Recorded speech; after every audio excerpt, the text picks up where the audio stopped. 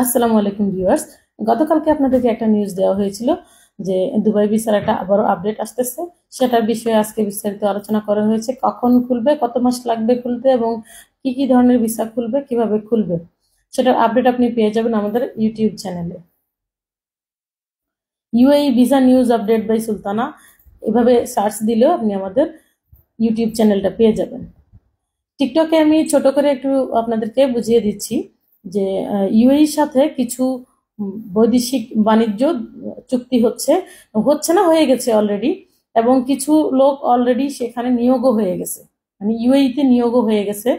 তো এই বিষয়ে সত্যতা যাচাই করার জন্য আপনারা চিফ অ্যাডভাইজারের যে পেজ আছে, সেটাতে ভেরিফাইড যে পেজ আছে সেটা আপনারা দেখতে পারেন সত্যতা যাচাইয়ের জন্য।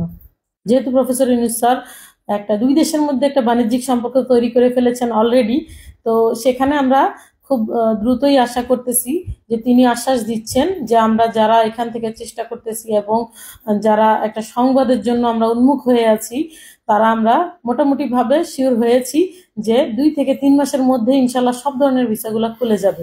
যেহেতু দুই দেশের মধ্যে একটা বাণিজ্যিক সম্পর্ক হয়েছে, তো স্বাভাবিকভাবেই প্রচুর পরিমাণ জনশক্তি ওদের প্রয়োজন, এবং ওরা সার্ভে করেছে, ওরা পর্যবেক্ষণ করেছে কি পরিমাণ লোক এই দেশে, শ্রমিক কি পরিমাণ প্রয়োজন, কি পরিমাণ স্কিল ওয়ার্কার প্রয়োজন, সেই অনুযায়ী তারা বাংলাদেশ থেকে লোক নিয়োগ দেবে। তো আপনারা সবাই, আমি মনে করি যে একটু ধৈর্য ধরতে হবে। ধৈর্য ধরলে আমরা ইনশাল্লাহ আশা করি আগামী 3-4 মাসের মধ্যেই লোক আসা শুরু হয়ে যাবে ইনশাল্লাহ। যারা বলছেন 12 তারিখে 15 তারিখে খুলবে, এই কথাটা সত্য নয়। তবে এই প্রক্রিয়াটা চলমান। প্রক্রিয়াটা কেন চলমান?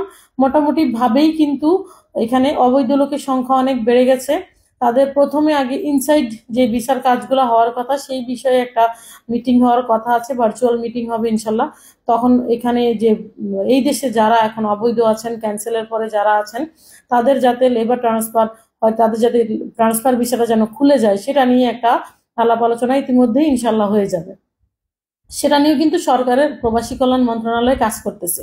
তো আপনারা যারা সরকারকে ভুল বুঝছেন এবং বলতেছেন যে ভিসা করে না কেন, প্রফেসর ইউনূস স্যার আসতেছে না কেন, এটা আসার প্রয়োজন নেই। ওনার একটা ফোন কলে যদি এতগুলো বন্দি মুক্ত হতে পারে, তো সেই ক্ষেত্রে ওনার একটু প্রচেষ্টা অনেক কিছুই সম্ভব।